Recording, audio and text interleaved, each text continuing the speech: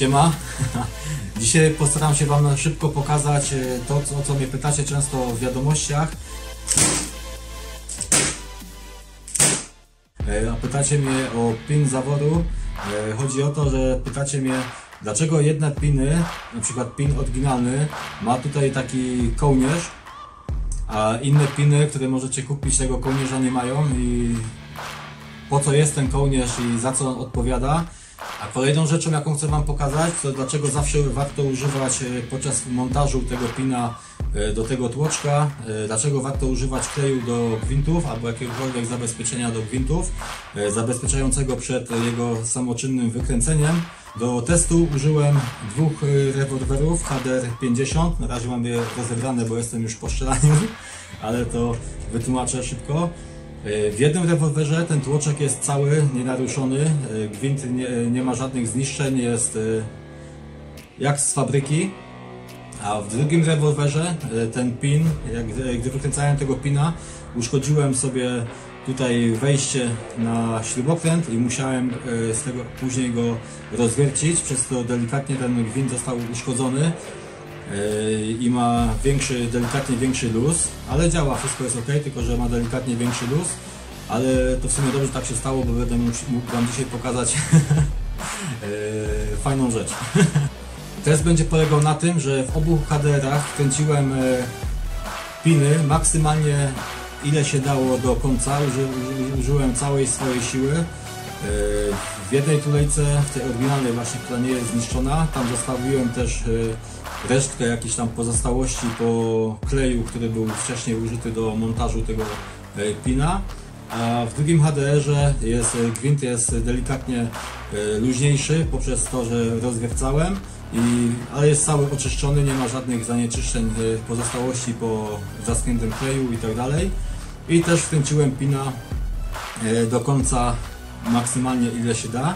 Jeden pin, jaki użyłem, to jest pin stalowy z kołnierzem, a drugi pin, jakiego użyłem, jest to pin oryginalny, aluminiowy. Również ten pin jest z kołnierzem. Test wykonałem używając po jednej ampułce CO2. Strzelałem na pusto bez użycia amunicji. Następnie rozłożę te rewolwery i pokażę Wam, jak to wygląda wewnątrz. Także zobaczcie.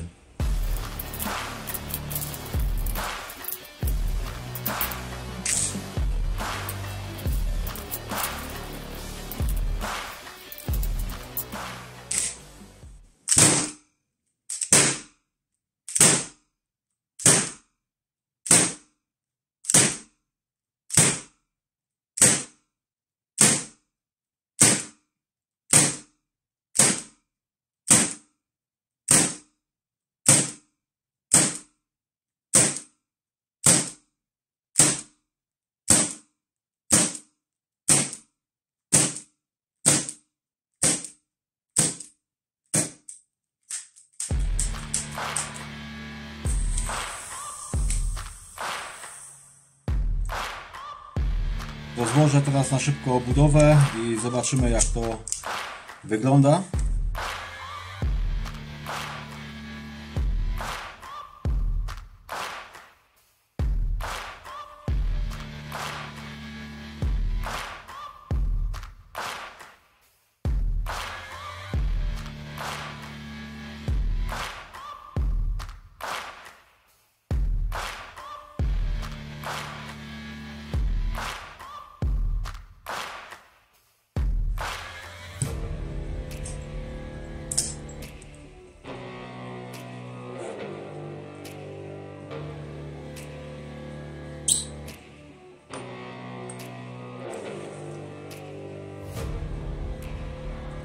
Zastanawiam się, jak Wam to pokazać, bo tutaj tego nie widać dosyć dobrze.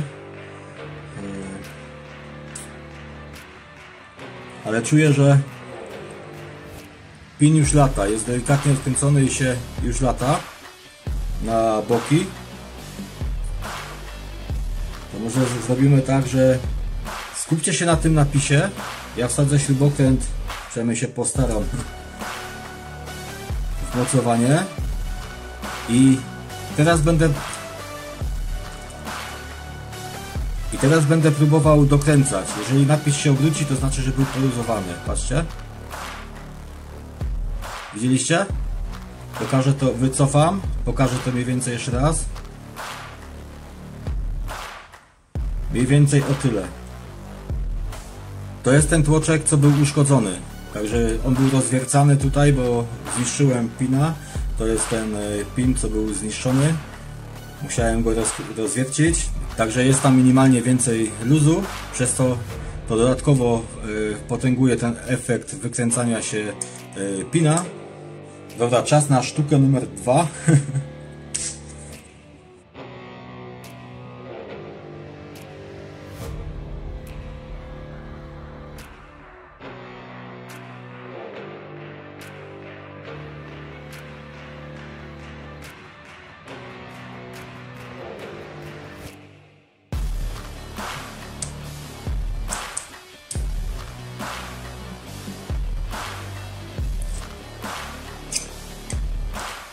Zaraz zobaczymy, jak to tutaj wygląda.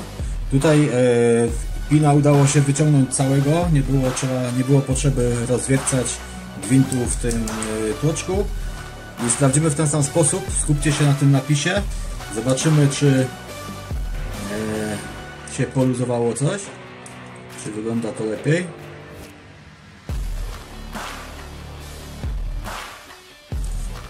Delikatnie. W ogóle nie potrzebuję używać siły.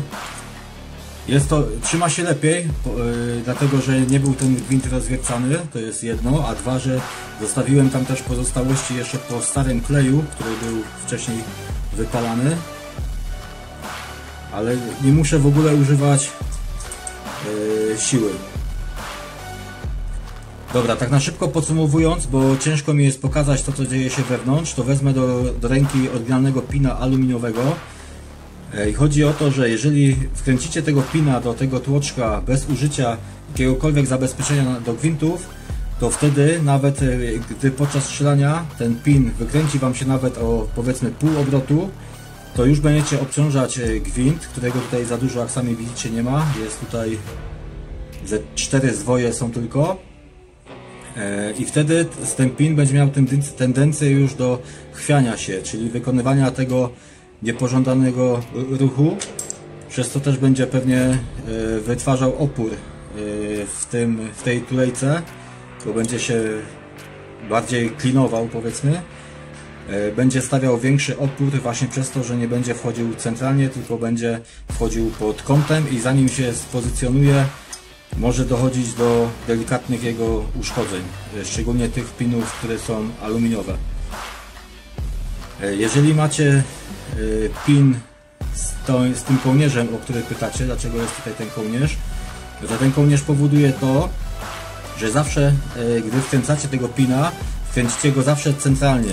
On go tak jakby spozycjonuje, a dwa, że nawet jak dojdzie Wam do minimalnego wykręcenia tego pina, nawet o 1 mm, czyli o 1 pełny obrót, to dalej ten kołnierz będzie powodował to, że ten pin nie będzie Wam się chwiał, czyli nie będzie Wam wykonywał tych ruchów na boki. Ale oczywiście jak wykręci się jeszcze bardziej, no to wtedy już ten kołnierz wyjdzie z tej tulejki, która jest tam od drugiej strony, no i będzie efekt tego chwiania jeszcze większy, nie? Mam nadzieję, że ten film Wam się przyda w jakiś tam sposób, że będziecie zawsze używali zabezpieczeń do gwintów. Tym bardziej, że tych zabezpieczeń jest kilka rodzajów, są słabe, są średnie i są o mocnej wytrzymałości. Także jak tego pina wymieniacie tylko raz, bo z jakiegoś tam powodu, no to użyjcie po prostu jak najmocniejszego tego kleju, bo wiecie, że tam już długi czas nie będziecie w ogóle zaglądać do wewnątrz, nic złego Wam się tam nie stanie.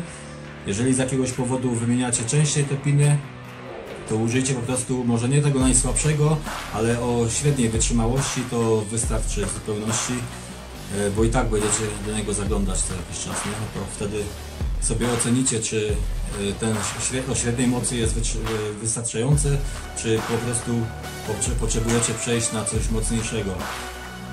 Dzięki za obejrzenie, trzymajcie się, cześć!